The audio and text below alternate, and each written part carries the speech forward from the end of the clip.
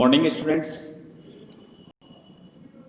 आज के इस वीडियो क्लास में आप सभी का स्वागत है। पिछले क्लास में हमने परंपरागत राजनीति विज्ञान का अर्थ और उसकी परिभाषाओं के बारे में अध्ययन किया था।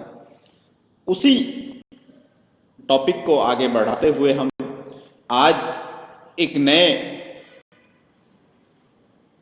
बिंदु परंपरागत राजनीतिक दृष्टिकोण के अध्ययन के विभिन्न उपागम विषय पर अध्ययन करने वाले हैं। देखिए, परंपरागत राजनीतिक दृष्टिकोण के अध्ययन के उपागमों की बात की जाए तो इसमें जो पहला उपागम है वो है आदर्शात्मक उपागम।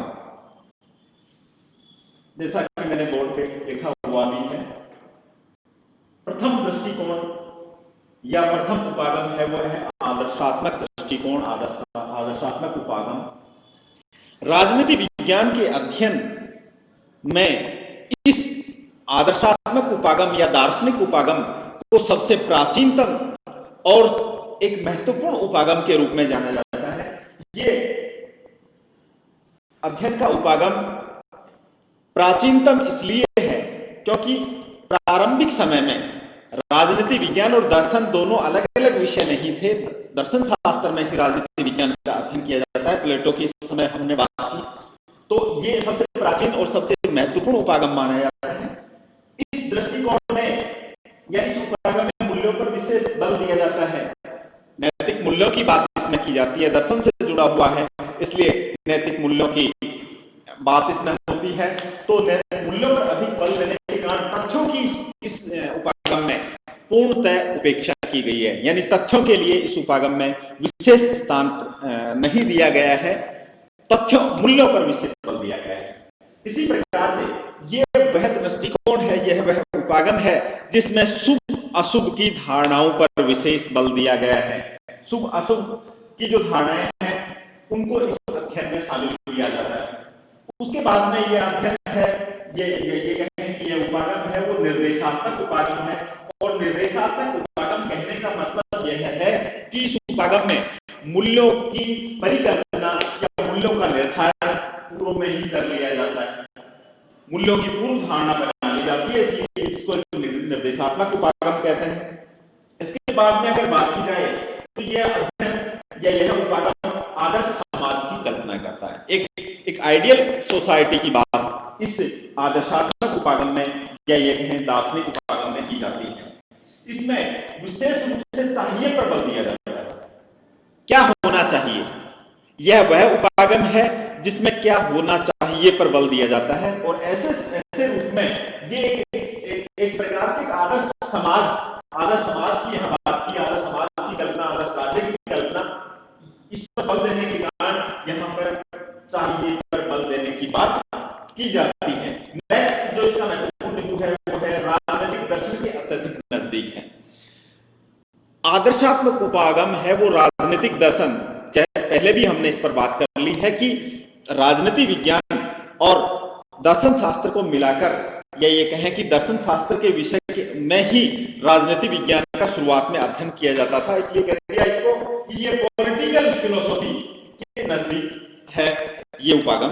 तो इस प्रकार से इस उपागम की ये महत्वपूर्ण बातें आपने देखी। इसके समर्थक विद्वानों की अगर बात की जाए तो समर्थक विद्वानों में अगर हम बात करें कौन कौन विद्वान इसके समर्थक हैं, यहां देखिए प्लेटो पाश्चात्य राजनीतिक विचारक में, यूनानी विचारकों में प्लेटो का महत्वपूर्ण स्थान है और प्लेटो आदर्शात्मक दृष्टिकोण का समर्थक रहा है।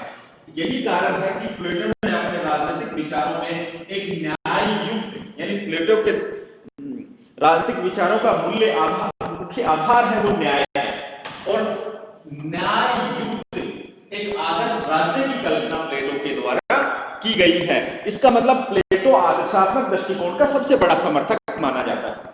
उसके बाद में हीगल की अगर बात करें, हीगल ईश्वरीय राज्य की कल्पना करता है। हीगल कहता है कि ईश्वर ने आकर ही राज्य की रचना की है, राजा है वो ईश्वरीय अंश है, राज्य ईश्वरीय अंश है। तो हीगल ईश्वरीय राज्य की बात करता है। इसका मतलब ये मूल्यांकन बातें हैं। तो राइट्स मानते हैं, लीगल। उसके बाद में कांट है, वो यूरोपीय राज्य के समर्थक है। गांधी की बात करें तो गांधी ने अपने विचारों में राम राज्य की बात की है। राम राज्य की कल्पना गांधी के दर्शन में की गई है। अरविंद घोष ने विश्व संघ की बात की, और यहाँ विश्व संघ में एक बात और जुड़ी हुई है, वह है मानव मात्र की एकता। मानव मात्र की एकता, मानव मात्र की एकता की बात यहाँ की गई है। इसके अलावा हम कुछ और उदाहरण आदर्शात्मक उपागम के हैं, वो है डेविड हेल्ट और लुईस सी ब्राउन। ये विश्व सरकार की बात करते हैं। तो इस ये मुख्य समर्थक हैं कौन से उपागम के? आदर्शात्मक दृष्टिकोण के, आदर्शात्मक उपागम के मुख्य समर्थकों में इनका नाम लिया जाता है। उसके बाद में अगर बात की जाए तो ये दूसरा जो महत्वपूर्ण उपागम है, अध्ययन का जो दूसरा जो दृष्टिकोण है, वो कहलाता है ऐतिहासिक दृष्टिकोण। ऐतिहासिक दृष्टिकोण भी राजनीति शास्त्र के, या विशेष रूप से ये कहें कि परंपरागत राजनीतिक शास्त्र के अध्ययन का एक महत्वपूर्ण उपागम है। और इस ऐतिहासिक उपागम में या ऐतिहासिक दृष्टिकोण में विशेष रूप से किसी भी राजनीतिक संस्था या किसी भी राजनीतिक घटना है, उस पर घटना का अध्ययन ऐतिहासिक तथ्यों के आधार पर किया जाता है। कोई भी राजनीतिक संस्था है, ऐतिहासिक तथ्य क्या रहे हैं, पूर्व में कैसा, किसी संस्था से संबंधित, किसी घटना से संबंधित कौन से कारण रहे हैं, उसके क्या परिणाम रहे हैं, इस आधार पर अध्ययन करना है, वो ऐतिहासिक उपागम का महत्वपूर्ण बिंदु है। फॉर एग्जाम्पल, यहाँ एक एग्जाम्पल मैंने बताया है। फॉर एग्जाम्पल अगर बात की जाए कि भारत में संसदीय शासन व्यवस्था को अपनाया जाए या नहीं अपनाया जाए, यहाँ पर ऐतिहासिक दृष्टिकोण या ऐतिहासिक उपागम ही महत्वपूर्ण रूप से इसको प्रभावित करता है। क्योंकि भारत में संसदीय दृष्टिकोण इसलिए अपनाया जाए, इसके पीछे कुछ तर्क ऐसे दिए जा सकते हैं कि संसदीय दृष्टिकोण अपनाया जाए। कुछ इसका रीजन क्या है? क्योंकि इतिहास के आधार पर ये इस संसदीय दृष्टिकोण को अपनाने के पीछे तर्क दिए जाते हैं। क्योंकि संसदीय व्यवस्था का विकास भारत में लंबे समय से हुआ है। अंग्रेज जब भारत में शासन कर रहे थे तो उन्होंने अनेक बार विभिन्न प्रकार के संसदीय अधिनियम, ब्रिटिश संसद ने जो अधिनियम पारित किए गए, 1858 का अधिनियम, 1809 का अधिनियम, 1909 का अधिनियम, 1919 का अधिनियम, 1935 का अधिनियम, बहुत सारे अधिनियम ब्रिटिश सरकार द्वारा पारित किए गए और वो अधिनियम भारत में लागू हुए। तो कहने का तात्पर्य है कि भारत में संसदीय व्यवस्था को अपनाने के पीछे कुछ ऐतिहासिक तथ्य हैं, वो उसको मजबूती प्रदान करते हैं, ऐतिहासिक तथ्यों का आधार है। क्योंकि भारत में संसदीय व्यवस्था का विकास हुआ, ऐसा इतिहास हमें बताता है। तो इस रूप में भारत में संसदीय व्यवस्था को अपनाया जाए या नहीं, इस रूप में यह महत्वपूर्ण है। इसके समर्थक विद्वानों की अगर बात की जाए, कौन कौन से विद्वान हैं, वो है ऐतिहासिक उपागम के समर्थक रहे हैं। तो विशेष रूप से हम बात करते हैं अरस्तु की, हम बात करें मैकियावेली की, मैकियावेली भी ऐतिहासिक दृष्टिकोण के समर्थक रहे हैं। डनिंग, मैक्सी, फ्रीमेन, ये महत्वपूर्ण विचारक रहे हैं जो ऐतिहासिक उपागम के बड़े समर्थक माने जाते हैं। ऐतिहासिक उपागम में आंकड़ों के संकलन पर विशेष बल दिया जाता है। आंकड़े किस प्रकार से संग्रहित किए जाते हैं, आंकड़ों के संग्रह की बात यहाँ महत्वपूर्ण हो जाती है ऐतिहासिक दृष्टिकोण में। और ऐतिहासिक दृष्टिकोण, ऐतिहासिक उपागम का सबसे बड़ा जो समर्थक है वो है सेबाइन। सेबाइन ने एक पुस्तक भी लिखी है और इस पुस्तक का नाम है ए हिस्ट्री ऑफ पॉलिटिक्स। सेबाइन द्वारा लिखी गई पुस्तक का क्या नाम है? ए हिस्ट्री ऑफ पॉलिटिक्स। इसके बाद में बात आती है कि कुछ आधारों पर इसकी आलोचना की जाती है। कुछ ऐसे आधार हैं जिसके आधार पर ऐतिहासिक उपागम की आलोचना की जाती है। और ये आलोचनाओं का आधार देखिए क्या है। एक आलोचना इस आधार पर होती है कि इस पर तथ्यों के चयन पर ही सारा बल दे दिया जाता है। और दूसरी बात, तथ्यों का चयन करना भी बहुत कठिन है। इतिहास के तथ्यों का चयन करना इतना सरल कार्य नहीं है, उसका चयन करना अत्यंत दुभर है। उनका चयन किस प्रकार से किया जाए ये महत्वपूर्ण है, इसलिए ऐतिहासिक उपागम की आलोचना है। इसके अलावा ये कहा जाता है कि ऐतिहासिक उपागम में है ये पूर्वाग्रहों से ग्रसित होगा। पूर्वाग्रहों से ग्रसित होने का मतलब यह है हुआ कि इसमें रिजल्ट पहले ही निर्धारित कर लिया जाता है और उसके बाद में अध्ययन किया जाता है। तो ऐसा अध्ययन जो पूर्वाग्रहों से ग्रसित होगा वो उचित नहीं हो सकता, इसलिए इस आधार पर इसकी आलोचना होती है। इसके अलावा एक बात और है कि ऐतिहासिक उपागम में प्राइमरी डाटा ज्यादा इंपॉर्टेंट होता है। प्राइमरी डाटा का कलेक्शन किस प्रकार से किया जाए, और आपको पता है कि इतिहास से प्राइमरी डाटा उठा पाना एक असंभव सा कार्य है। प्राइमरी डाटा सीधा मिलना बहुत ही कठिन है। तो प्राइमरी डाटा के कलेक्शन की एक बड़ी समस्या है जो ऐतिहासिक उपागम की आलोचना में शामिल होती है। उसके बाद में नेक्स्ट जो अगला उपागम है वो है कानूनी उपागम, या इसको संवैधानिक उपागम भी बोलते हैं। कानूनी उपागम या संवैधानिक उपागम, इस उपागम में, कानूनी उपागम में, मैं इसको ऊपर लिख देता हूं, कानूनी उपागम, ये तो आपने देख ही लिया, नोट भी किया होगा इन चीजों को। नेक्स्ट तीसरा जो उपागम है वो है कानूनी उपागम। कानूनी उपागम देखिए, या दूसरा इसको एक और नाम दिया जाता है वो है संवैधानिक उपागम।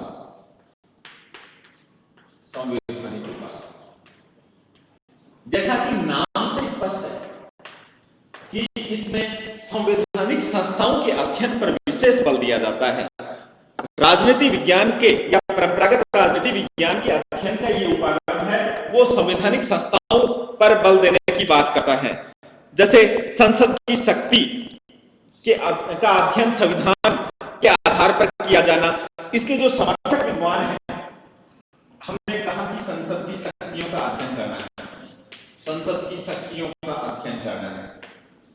तो संसद की शक्तियों के अध्ययन के लिए कौन सा उपागम काम में आएगा? कानूनी उपागम। और इसके लिए संसद की शक्तियों के अध्ययन के लिए हमें संसद क्या है? संवैधानिक संस्था। इसलिए हमें ये संवैधानिक उपागम है वो उसका अध्ययन करना पड़ेगा। समर्थक विद्वानों में अगर इसकी बात की जाए, संवैधानिक उपागम के जो समर्थक हैं, केसी रीहर हैं, केसी रीहर, Jennings Vijay, Jennings, Ambedkar, B R Ambedkar,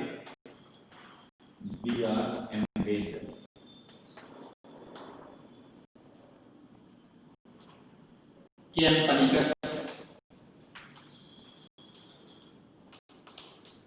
तो ये जो संविधान होता है, और ये विशेष रूप से संसदीय उपागम, संवैधानिक उपागम या ये कहें कानूनी उपागम के प्रमुख समर्थक विद्वान रहे हैं। एएच ब्रिज का नाम लिया जा सकता है। एएच ब्रिज, एएच ब्रिज है, ये प्रमुख विद्वान है जो इस उपागम के समर्थक रहे हैं।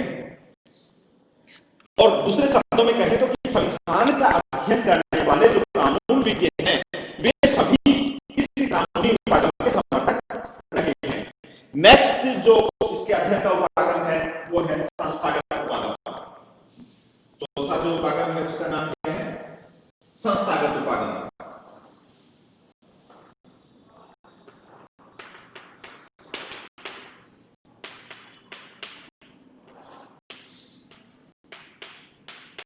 देखिए, संवैधानिक उपागम में केवल संवैधानिक संस्थाओं का अध्ययन किया जाता है, जबकि संस्थागत उपागम में संवैधानिक के अलावा संवैधानिक संस्थाओं का अध्ययन तो आ ही जाएगा इसमें, संवैधानिक संस्थाओं का अध्ययन तो इसमें होगा ही होगा। संवैधानिक संस्थाओं के साथ साथ जो गैर या ये कहें कि संविधानेतर संस्थाएं हैं, संविधानेतर संस्था है, उनका भी अध्ययन इसमें शामिल किया जाता है। इसका मतलब संवैधानिक संस्थाओं के साथ साथ जो संवैधानेतर संस्थाएं हैं उनका अध्ययन भी इसमें किया जाता है। फॉर एग्जाम्पल, जैसे योजना आयोग की बात की जाए, आजकल योजना आयोग के स्थान पर नीति आयोग हो गया, नीति आयोग हो गया। पहले थी आर्थिक व सामाजिक विकास परिषद थी, एनडीसी, जिसमें एनडीसी मतलब राष्ट्रीय विकास परिषद, इसके अलावा अन्य जो संवैधानिक संस्था हो गई, राजनीतिक दल इसमें आ गए, राजनीतिक दलों का ये सब अध्ययन किया जाता है, वो है संस्थागत उपागम। मतलब संवैधानिक संस्थाओं के साथ साथ जो गैर संवैधानिक संस्थाएं हैं उनका भी अध्ययन इसमें किया जाता है। और इसके प्रमुख समर्थक विद्वान कौन कौन से विद्वान इसका समर्थन करते हैं, जिसमें लिया जाता है डुवर्जर का नाम, डुवर्जर है, ब्लॉन्डेल है, ब्लॉन्डेल, सार्टोरी, सार्टोरी, ये प्रमुख विद्वान हैं जो संस्थागत उपागम के समर्थक विद्वान रहे हैं। नेक्स्ट, संदर्भवाद उपागम। और नेक्स्ट और अंतिम पांचवा जो उपागम है परंपरागत राजनीतिक दृष्टिकोण का, वो है संदर्भवाद उपागम। कौन सा उपागम है? संदर्भवाद उपागम, संदर्भवाद उपागम।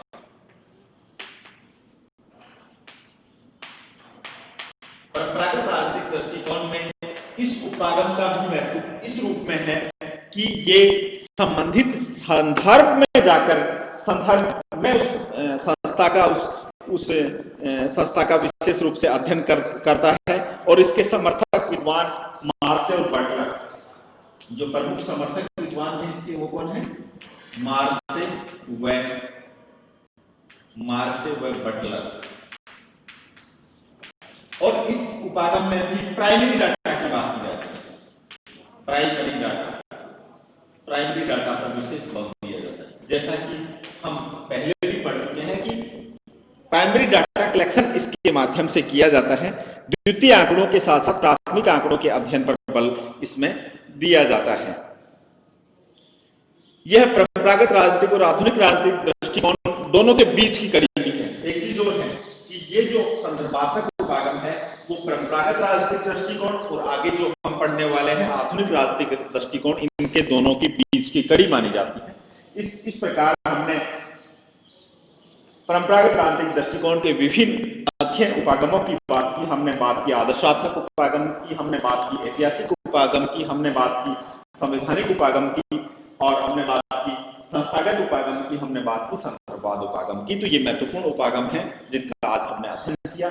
नेक्स्ट क्लास में हम एक नए टॉपिक के साथ उपस्थित होंगे। Thank you.